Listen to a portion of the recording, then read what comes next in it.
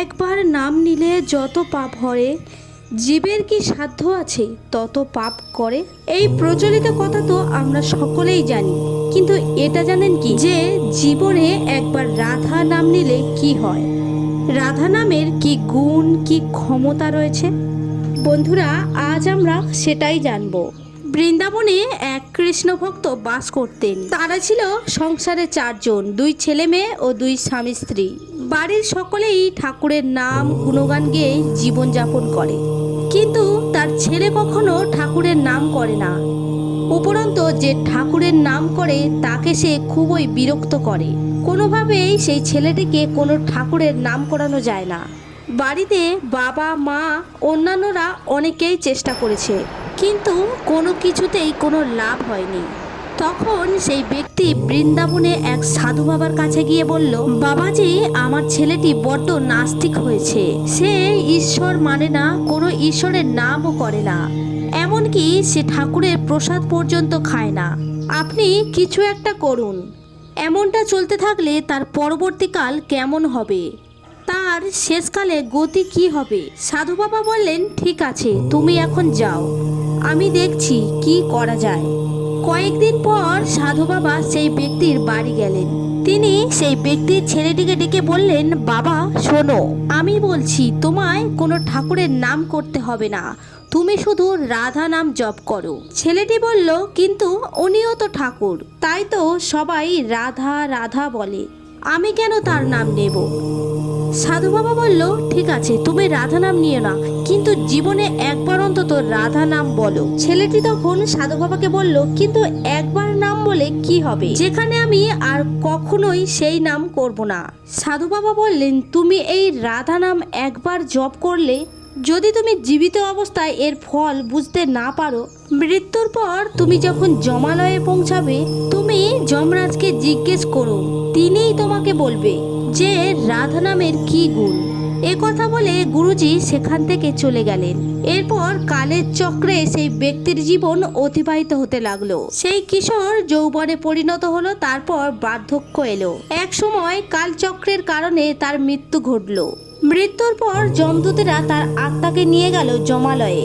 যমরাজ চিত্রগুপ্তকে জিজ্ঞাসা করলো, বলো চিত্রগুপ্ত, এই ছেলেটি জীবনে কি পাপ করেছে আর কি পুণ্য করেছে? তখন চিত্রগুপ্ত বলল, যমরাজ, এই ব্যক্তি সারা জীবনে কোনো পুণ্যকর্ম করেনি, এমনকি সেই ঈশ্বরের নামও পর্যন্ত নেয়নি। তখন যমরাজ সেই ছেলেটির সাজা তাকে শোনাতে গেলেন, কিন্তু যমরাজ যখনই তার শাস্তি শোনাতে গেলেন, তখন ছেলেটি বলল, যমরাজ, আমার শাস্তি শোনানোর আগে আমার একটি প্রশ্ন আছে। যমরাজ বললেন, জিজ্ঞেস করো, তোমার কি প্রশ্ন?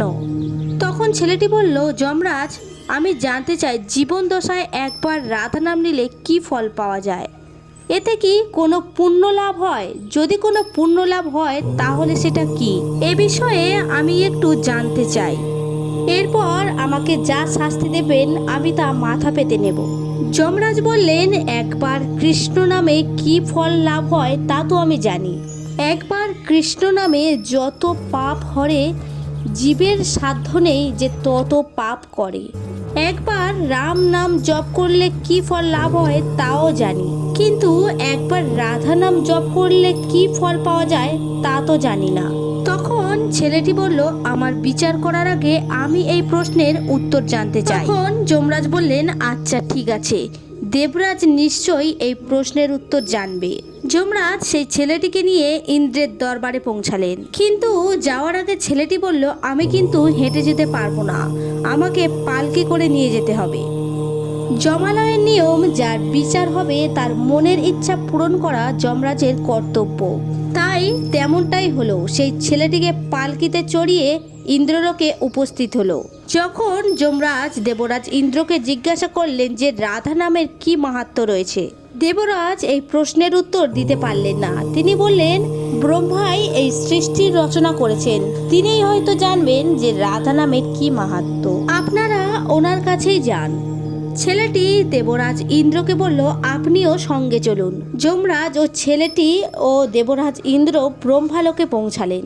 তখন সেই ছেলেটি ব্রহ্মালোকে গিয়ে ব্রহ্মাজিকে জিজ্ঞাসা করলেন, রাধা নামের কি গুণ, কি মাহাত্ম্য তা আমাকে বলুন তো। ব্রহ্মাদেব কিছুটা অবাক হলেন। তিনি বলতে লাগলেন, দেখো বৎস, ভগবানের প্রত্যেকটি অবতার এবং তার অবতারের কি লীলা, কি মাহাত্ম্য সমস্তটাই আমি জানি, কিন্তু রাধা নামের কি গুণ, কি মহিমা তা তো আমি জানি না। তখন যমরাজ বললেন, হে ব্রহ্মদেব, এই প্রশ্নের উত্তর না পেলে যে এই ছেলের বিচার করা যাচ্ছে না। তখন ব্রহ্মাদেব বললেন, নিশ্চয়ই দেবাদিদেব এই প্রশ্নের উত্তর দিতে পারবেন। আপনারা সকলে মহাদেবের কাছে যান। তারা সকলে মিলে তখন কৈলাসে উপস্থিত হলেন। তারা যখন সকলে কৈলাসে উপস্থিত হলেন, তখন মহাদেব জিজ্ঞাসা করলেন, কে এই ব্যক্তি যার ফলে আপনারা সকলে মিলে আমার কাছে এসেছেন? তখন ব্রহ্মাদেব সমস্ত পূর্বঘটিত বৃত্তান্ত মহাদেবকে শোনালেন। তখন দেবাদিদেব মহাদেব কিছুটা চুপ করে রইলেন এবং বললেন, না, আমিও এর উত্তর জানি না যে রাধা নামের কি গুণ। তারা সকলেই ঠিক করলেন যে ভগবান বিষ্ণুর কাছে গেলে একমাত্রই তারা সঠিক উত্তরটি পাবে। তাই তারা সকলে বৈকুণ্ঠ লোকে বিষ্ণুর সম্মুখে উপস্থিত হলেন। ভগবান বিষ্ণু এই সব ঘটনা শুনে সামান্য হেসে বললেন, এখনো রাধা নামের মাহাত্ম্য বুঝতে পারলে না? একবার রাধা নাম জপের কি গুণ? তারা সকলে তখন অবাক হয়ে গেলেন যে এমন কথা ভগবান কেন বললেন। ব্রহ্মাদেব বললেন, হে প্রভু, আমরা তো বুঝতেই পারলাম না যে আপনি কি বললেন। তখন শ্রী বিষ্ণু বললেন যে একবার রাধা নামের এতটাই গুণ যে যে ব্যক্তি একবার রাধা নাম জপ করে সেই ব্যক্তি যমালয়ে, ইন্দ্রলোকে ও ব্রহ্মলোকে ও মহাদেবের সম্মুখে উপস্থিত হওয়ার ভাগ্য প্রাপ্ত হয়, তাও আবার পালকিতে করে, এবং অবশেষে সে আমার চরণ প্রাপ্ত করে। তখন সেই ব্যক্তি নিজের ভুল বুঝতে পারলেন এবং শ্রী বিষ্ণুর চরণে পড়ে কাঁদতে লাগলেন। ভগবান শ্রী হরিবিষ্ণু যমরাজকে বললেন যে যমরাজ, যে এ যখনই রাধানাম জপ করেছে সেই মুহূর্তেই এর সমস্ত পাপ নষ্ট হয়ে গেছে, তাই এই ব্যক্তি এখন আমার সঙ্গে বৈকুণ্ঠ ধামে নিবাস করবে।